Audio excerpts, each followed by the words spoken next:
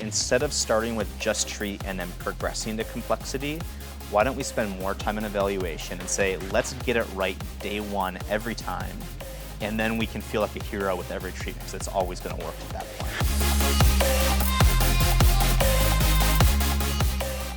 Hey everybody, how's it going? Dr. Jeff Langmaid of the Evidence Based Chiropractor. I am sitting with Benjamin Fergus, the developer of Grip Approach. We're gonna have a great conversation about movement assessments, tools you can use in your practice, and some exciting things going on in his. Ben, thanks for taking the time, man.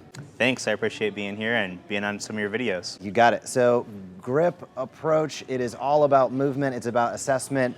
What's kind of, for anybody that hasn't heard of it, how would you describe it and kind of its unique place in the assessment world? Yeah, well, in respect to chiropractic, chiropractors, we're used to assessing joints for motion in 3 planes, right? We do that by palpation or motion palpation. Grip takes that same framework and says, instead of just what we can do palpating, can we ask the patient's nervous system to create movements in all 3 planes? Okay. So our movements with palpation might be micro, 1 or 2 joint segments. In Grip, we're a little bit more macro. We might look at the shoulder and say, let's judge your ability to move the shoulder to the side, internal rotate, extend. But it's not as macro as the full movement of the overhead serve, for example, in tennis. So if we have a patient come in and their problem is throwing overhead serve, we know the macro movement. Then we're going to get a little more specific and we're going to say, from a brain perspective, can you do all the things that the shoulder has to do the overhead serve? And we can assess and create a plan based on that. And then another set might be the micro palpations as well. Gotcha. It sounds like this was probably developed on a pain point that you experienced. Oh, so, yeah. What did you come across where you said, man, I need to look at this another way? Because I think that tailors into a lot of docs. What's frustrations that they might have right now in clinic? Yeah. Where Grip might be kind of the perfect thing that they're looking for and they don't know it. Ultimately, it's a system that doesn't have a lot of gaps in it. So we need a system that's broad enough that we can fit different tools into, but one that's specific enough that we say we don't need 3 systems for this, we can look at 1 classification system. So previously, when I'm going around collecting, let's say, a DNS approach of assessment and treatment, or a motion palpation approach, or any other technique that you like, there is a assessment that's specific to that technique that you learn. But if I want to use neurodynamic solutions, and I want to use motion palpation, I want to use DNS, I want a system that all of those things plug into, but I can still be objective with. So that was the need for Grip, is saying, how do I evaluate everything and then say, okay, this becomes something where I can use a DNS exercise, or this becomes something where I can use a fascial manipulation in. So it's organization. Gotcha. So what I'm hearing is that kind of regardless of the technique set that a doc likes, regardless of whether it's an adjustment and manipulation or soft tissue work or exercise and rehab, really Grip is a foundational aspect that can set them in the right direction by taking a look at a body region. It's going to give you better eyes for evaluating movement.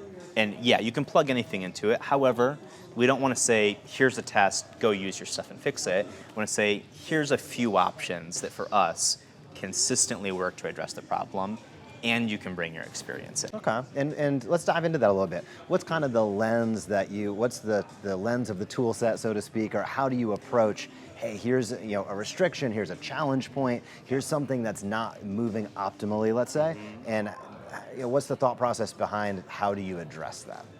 Okay. So let's take a leg-based movement, for example. Let's say you see somebody walking and they're not extending their hip and they have back pain. That's a pretty common presentation, right? So if we say the hip's not extending, the first thing we want to identify is the hip not extending because the hip can't move in flexion extension, or because the ankle can't move in dorsiflexion extension. So once we know exactly what joint we're addressing, the first question is, are they not doing this because it hurts, because their brain is avoiding that movement, or because there's either a strength or structural limitation? Okay. So you got to know what the problem is, and then you need to know why the problem's there, and then we can choose the right treatment. Yep. So we go in a hierarchy of saying, first, we're just going to assume that the brain doesn't want to use that movement. And if I can teach the brain they can do that movement again in a minute or less, then we have a pretty good idea that this is a motor control issue. Okay. We just need to address the motor system.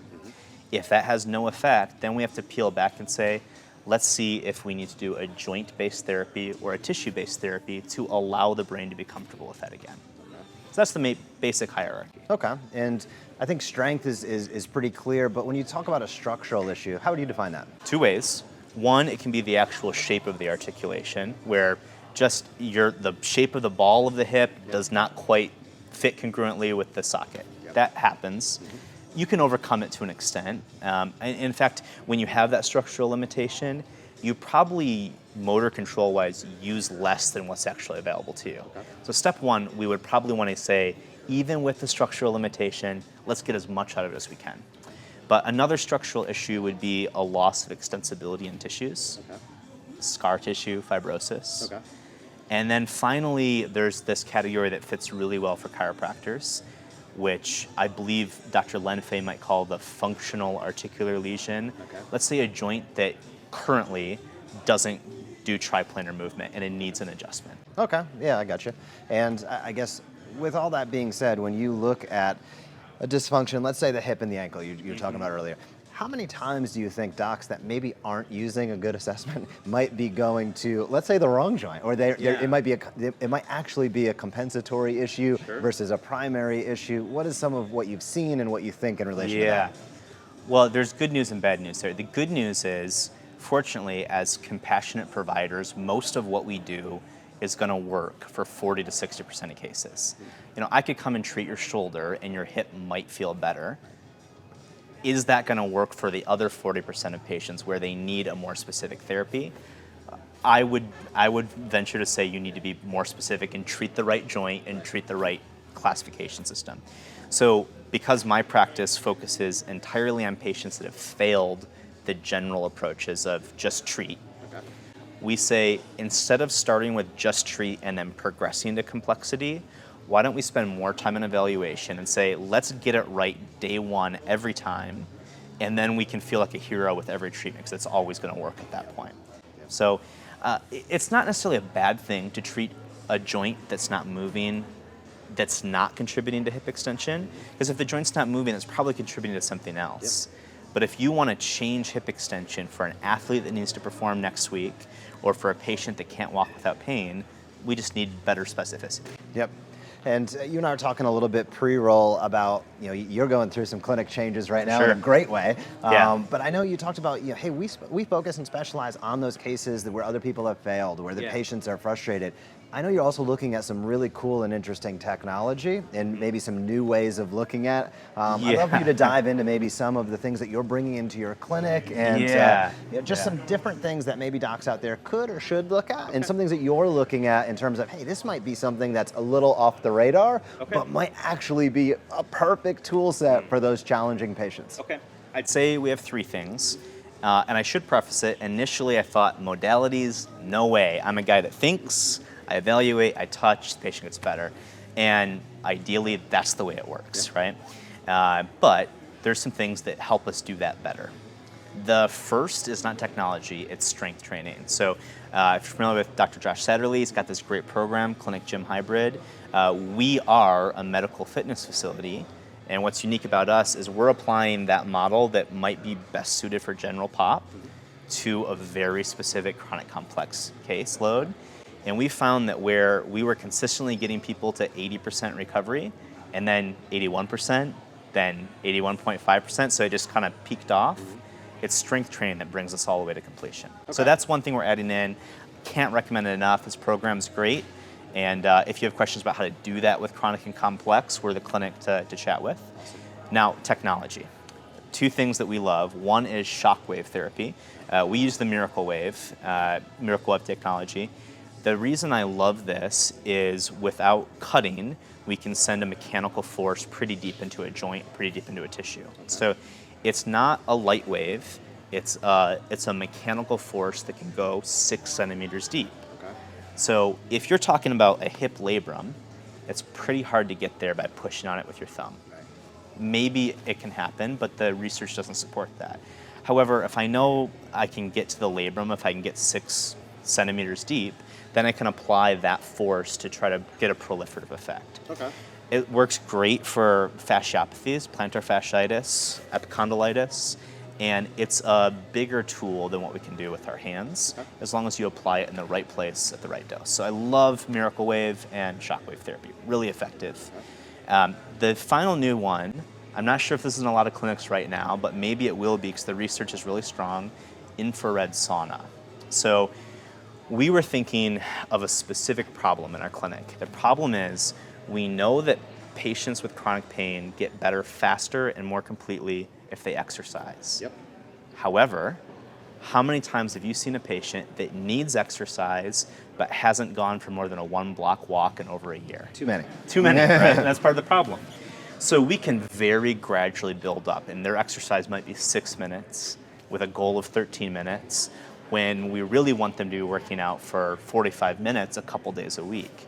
So that can be slow and steady before we really get that sea change where everything flows in the right direction. Okay. And cardiovascular ability is part of that problem. So we have found with a lot of great articles that you can use infrared sauna as a cardiovascular tonic. So in using 3 sessions a week for 2 weeks, we can actually get them to a cardiovascular state where they can handle a bigger dose of strength training. So it's going to accelerate the process of recovery. Gotcha. And then there's some great studies out of the Netherlands that show it to be cardioprotective, actually preventing stroke and lowering cardiovascular risk. That's cool. And with that, do you view shockwave and infrared sauna as something that just kickstarts a program, or do you find it's going to be something that might be a maintenance as well? Yeah, great question. They might be on opposite spectrums. Okay. I think infrared sauna is a great Kickstarter because for most people, it's only going to feel good, and it's going to get them beating their heart and moving faster. So that's like a Kickstarter. Shockwave, I kind of put it on the other spectrum. If we are getting a roadblock, it's going to get us through the roadblock. Okay. So it's the heavy tool to bring out. I don't bring it out on everybody. I could at a low dose, but I say, you know what? Our exercise didn't break through, our joint manipulation didn't break through. We needed a deeper, stronger tool in a specific dose, and that's what that's for. Yep. Now, in an athletic setting, if you're working with a CrossFit athlete or a baseball player, we have people that come to us specifically between competitions and say, you know what? I felt amazing with shockwave therapy, and we can do that between competition to loosen up the arm. But we try to apply it for the right condition, which is something that's stuck. Yep. And I guess kind of coming full circle back to, it starts all with the assessment, right? And Absolutely. Understanding what's going on. Where's a place that docs can either learn more about grip approach, find out where, I know you teach it live as well. Sure. You know, Yeah. how can docs learn more? Thanks for asking those questions. First place, Grip Approach, www.gripapproach.com. We're also on Facebook and Instagram. I've heard the website's outdated. Maybe we'll work on that. But I do have some information online. I'm usually available via email and social media. And then we teach regional courses, some international courses. But 2020, if you want to learn this in 2020, it's all going to be in Chicago. So the full clinical track, full performance track, in our sweet new facility in Chicago. If you have not checked out his facility, he's been posting some pictures online. Yeah. It is almost done. It is an event that you're definitely going to want to check out. If you're somebody out there that's maybe struggled a little bit on the assessment side, or if you know a lot and you just want to refine some more, Ben's facility is going to be absolutely awesome. I love what you're doing. I appreciate it, and I'd encourage everybody, be sure to check out Grip Approach and hit Ben up with any questions that you have. I know he'd be more than happy to help and make you a better clinician, help more people in your community. Thanks, Ben. Thank you. That's great. Hey, what's going on? If you loved that video, be sure to subscribe to this channel. The Evidence Based Chiropractor puts out videos all the time at the intersection of marketing and research, showing you how to grow your practice while also growing your knowledge base. So if you liked it, be sure to comment down below or hit subscribe, and I'll see you in the next video.